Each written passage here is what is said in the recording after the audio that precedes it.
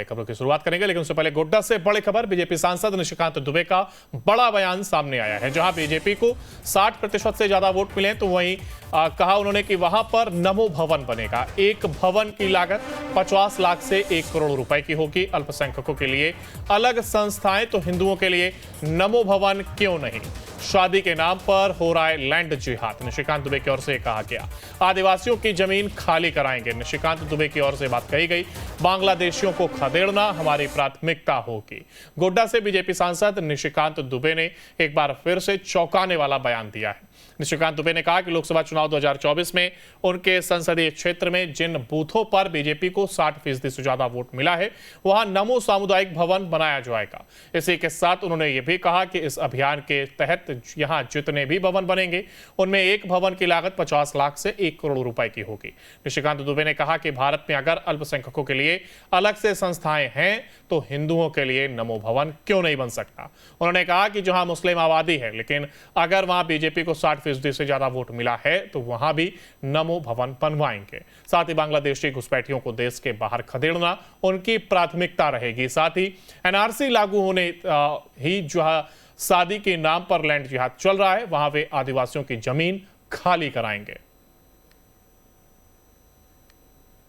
के साथ साथ गांव वालों को उत्साहित करने के लिए कि आप यदि भारतीय जनता पार्टी को वोट देंगे, आपके कारण यदि हम सांसद हैं, आपके कारण यदि माननीय प्रधानमंत्री बने हैं तो आपका ये हक है, हमारे ऊपर हक है।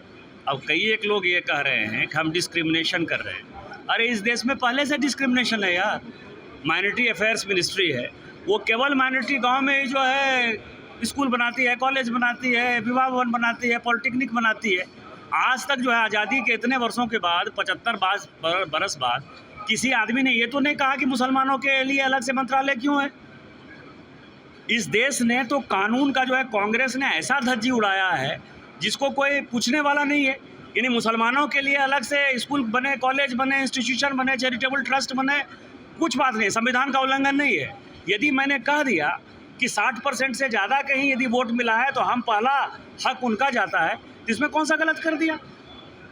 तो मुझे लगता है कि हमने एक सही डिसीजन लिया है। दूसरी बार जब मुझे और पैसा बचेगा या कहीं से पैसा लेकर मैं आऊँगा, हमारे दोस्त यदि पैसा देंगे या CSR से पैसा लाऊंगा, तो मैं उन बूथों पर जहाँ की हिंदू और मुस्लिम है और जहाँ की हिंदू प्रताड़ित होते हैं और वो उसके बावजूद भी भारतीय जनता पार्टी को वोट करते हैं, मेरा दूसरा टारगेट वहाँ है कि वहाँ मैं भी भवन बनाऊंगा, वहाँ मैं सुविधा दूंगा।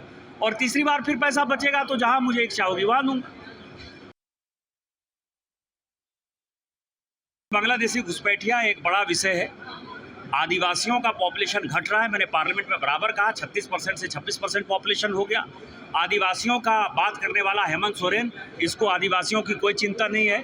मैं माननीय उच्च न्यायालय झारखंड उनके प्रति शुक्रगुजार हूँ कि उन्होंने सुओ मोटो उसको संज्ञान लिया है और उन्होंने सरकार से मांगा है। और मुझे लगता है कि झारखंड हाईकोर्ट की जो दिशा चल रही है उसमें कहीं लागू हो न हो, संथाल प्रणाम में NRC लागू हो जाएगा और सभी बांग्लादेशी घुसपैठियों को हम लोग यहाँ से मारपीट कर भगा देंगे। और जो आदिवासी का ज़मीन है, जो शादी के नाम पर जो ये लैंड जिहाद चल रहा है, आदिवासियों के ज़मीन को हम मुक्त कराएंगे और भारतीय जनता पार्टी की सरकार बनेगी तो इसके लिए हम कानून भी बनाएंगे।